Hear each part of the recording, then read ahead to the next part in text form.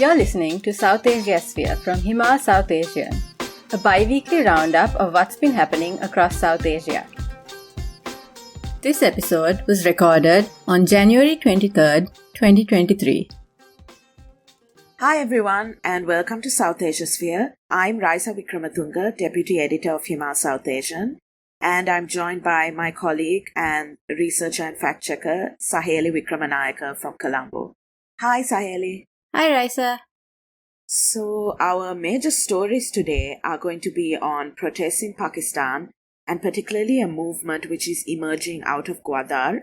We'll also be unpacking a recently released BBC documentary on Modi and his role in the 2002 Gujarat riots, which is causing quite a stir. And in Around Southasia in 5 minutes, we'll be talking about the Afghan winter and malnutrition in Sri Lanka, a recent eviction drive in Kashmir, a move to regulate and merge madrassas in Assam, and proposed amendments to the Press Council Act in Bangladesh. And for Bookmarked, we'll be talking about the Mozhi Prize for translated Tamil fiction.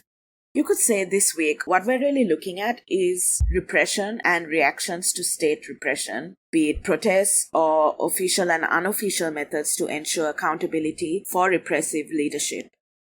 Let's begin with what's happening in Gwadar.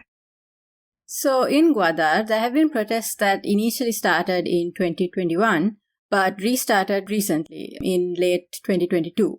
On January 13th, the leader of the movement was arrested in the Gwadar High Court when he tried to apply for pre-arrest bail. He was arrested over the killing of a policeman by unidentified assailants during protests in Gwadar in late December. A first information report was filed against him on charges including murder, attempted murder, and provoking people for violence. The Balochistan Bar Council condemned the arrest, saying that applying for interim bail is a right and that arresting Rehman without respecting the court is contempt of court. They announced that they would not appear before court in protest. So protests have been going on for months. And in late December, authorities cracked down on these protests through the Criminal Procedure Code, banning all rallies, protests, sit-ins, and gatherings of 5 or more people. As part of this, internet services were also blocked, and over 100 people were arrested. Yeah, Saheli, and I've been reading that there's actually quite a lot of unrest happening in other areas in Pakistan as well. So on January 19th, some nationalist parties, including the Sindh United Party and activists, had held rallies and staged demonstrations in Sindh. This was the day after police action against workers on the occasion of Sindh nationalist leader G.M. Syed's 119th birth anniversary in Sun. Police said that they were really worried about anti-state slogans at the event, and there was a gun battle that broke out, and also stone pelting, baton charging from the police, and eventually torching of vehicles. There were also protests led by the opposition Pakistan Tehreek-e-Insaf and Jamaat-e-Islami, who accused the Karachi provincial administration of rigging the results of the local government elections. Now, this was due to the delay in announcing the results. The Election Commission took around 36 hours. As a result, there were also clashes with the ruling Pakistan People's Party, who was involved in the violence. According to the results, the PPP dominated the elections, with Jamaat polling second, and the PTI was a distant third. The PMLN offered to mediate between PPP and Jamaat, and the two agreed to work together. Apart from that, in Khyber Pakhtunkhwa, there have been protests around rising militancy and unrest. This has been led by Pashtun political parties, and it started around January 11th.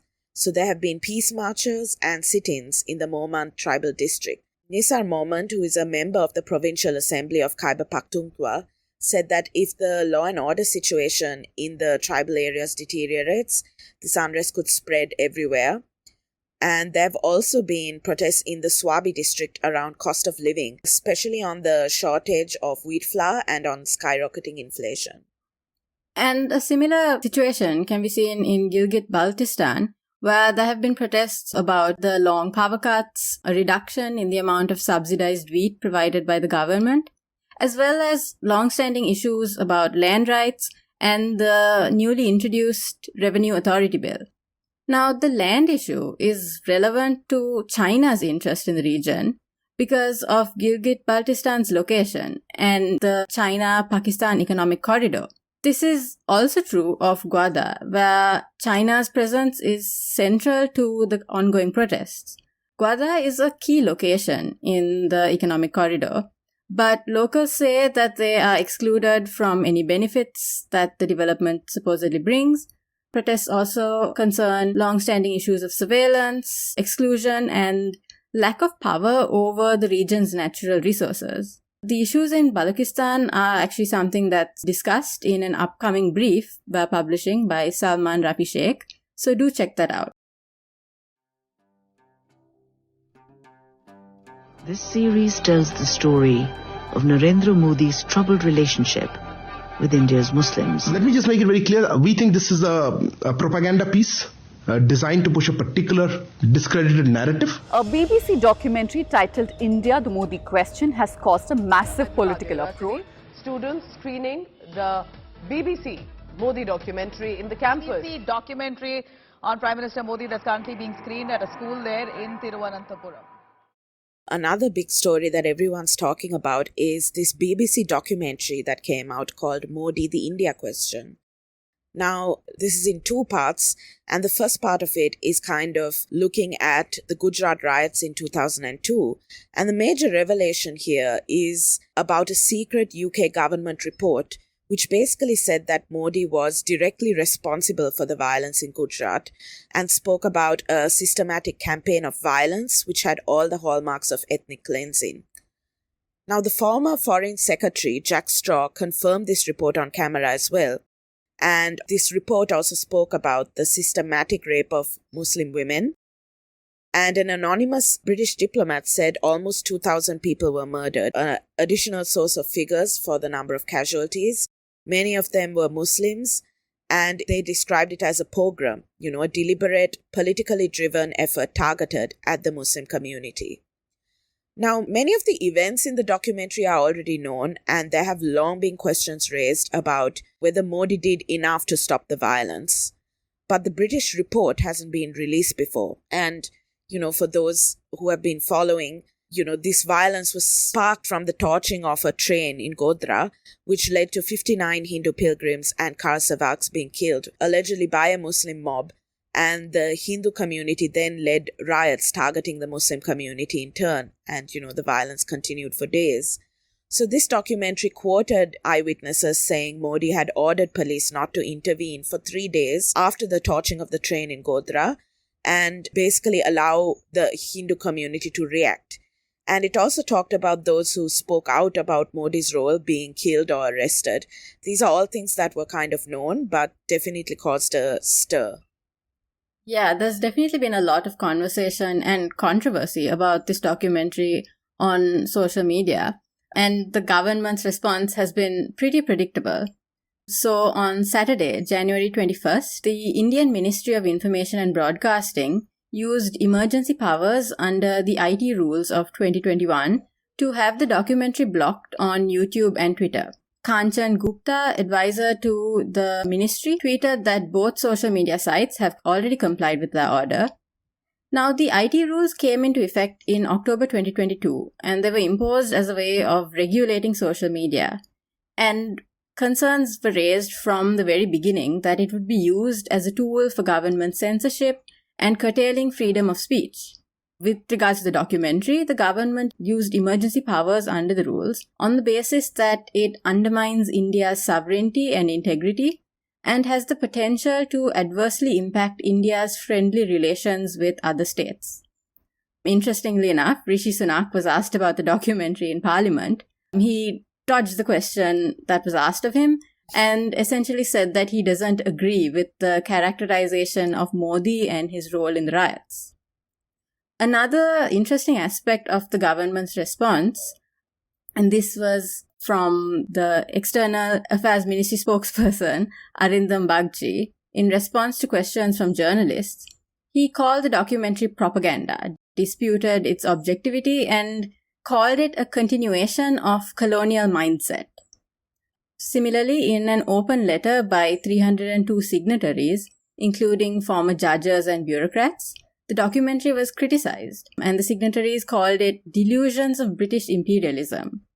Now, the principal issue that they flagged with the documentary is that the Indian Supreme Court did clear Modi of playing a role in the riot. But of course, as we discussed earlier, accountability can really be, at best slow, at worst non-existent when it comes to very powerful political leaders across the region. We did publish a piece in 2006 about the polarization in Modi's Gujarat. And what this documentary does is it brings this long-standing issue back into focus and back into, popular conversation.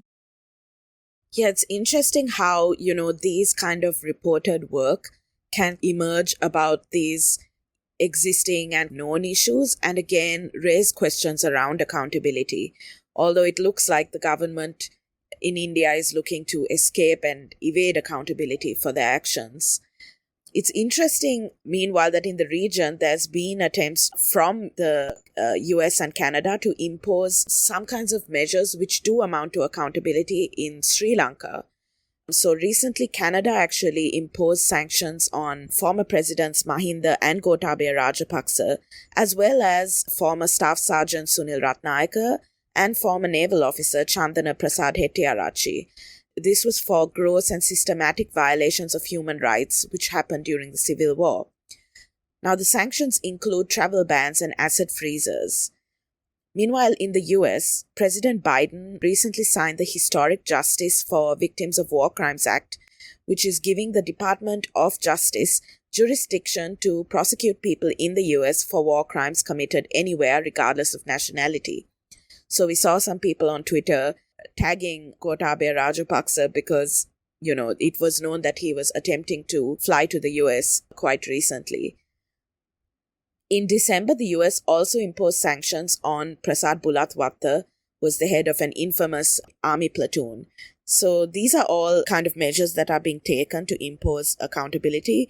It will be interesting to see as this documentary unfolds whether there will be any calls to investigate Modi's role as well.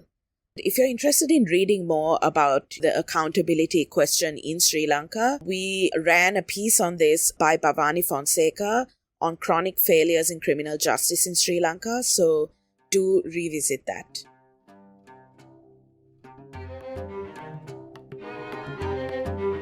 And now for our next segment, Around Southasia in 5 minutes.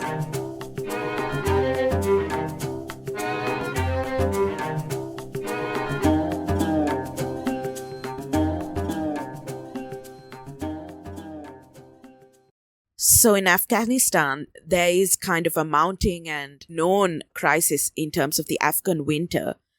So far, there have already been 78 deaths in just 9 days, with temperatures being recorded of as low as minus 28 degrees Celsius.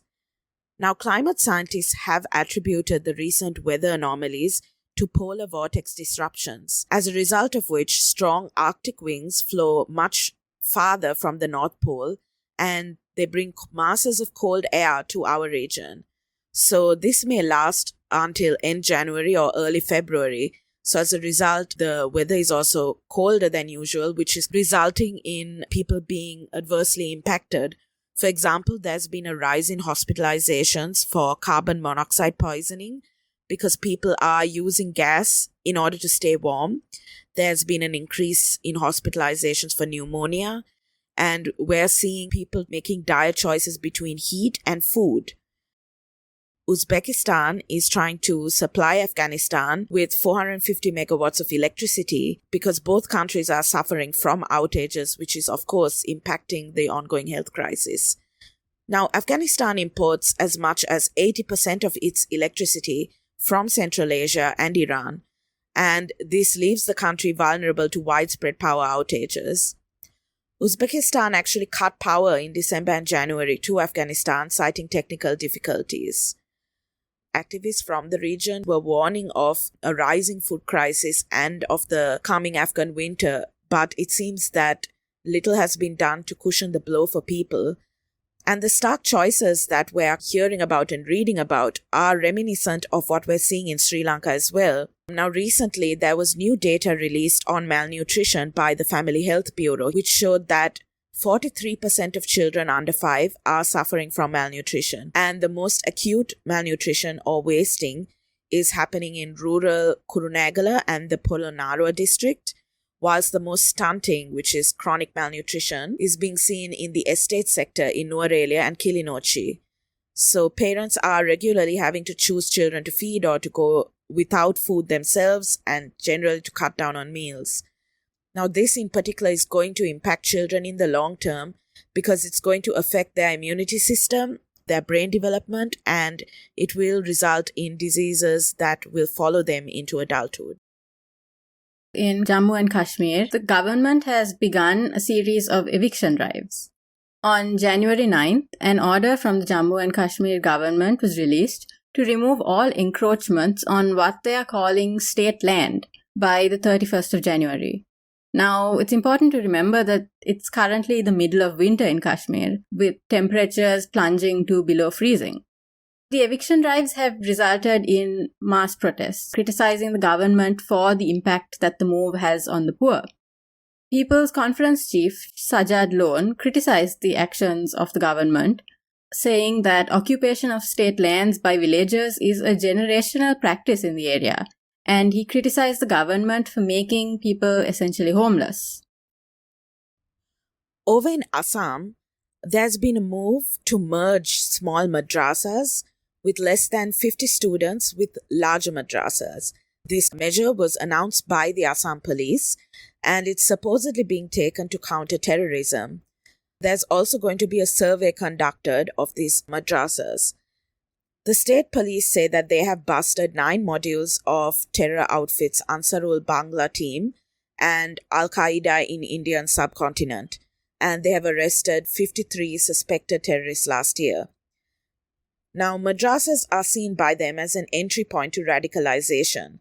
But while this might seem like an ordinary national security story, it's important to note that there is an ongoing trend of surveillance and control of madrasas on the part of the state. We're seeing police taking advantage of this measure, saying that teachers in Assam who are coming in from outside of the state may be asked to appear in the police station from time to time. That statement was made by the Chief Minister, Himanta Biswa Sarma.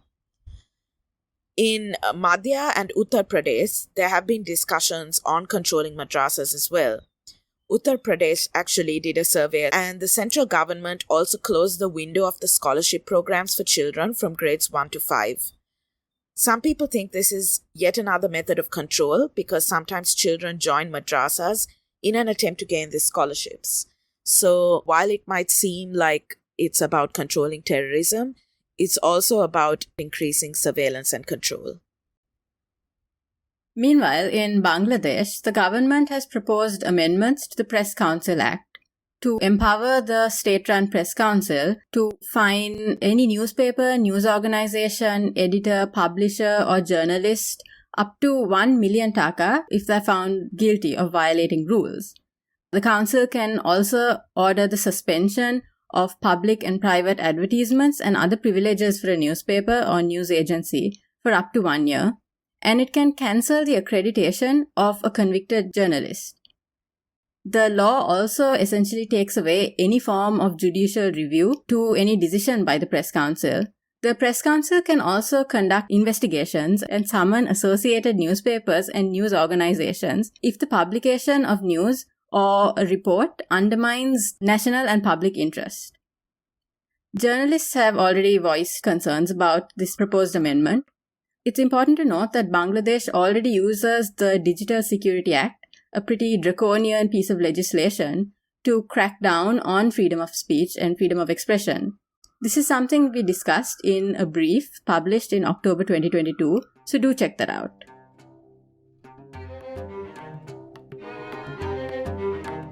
And now for our next segment, Bookmarked.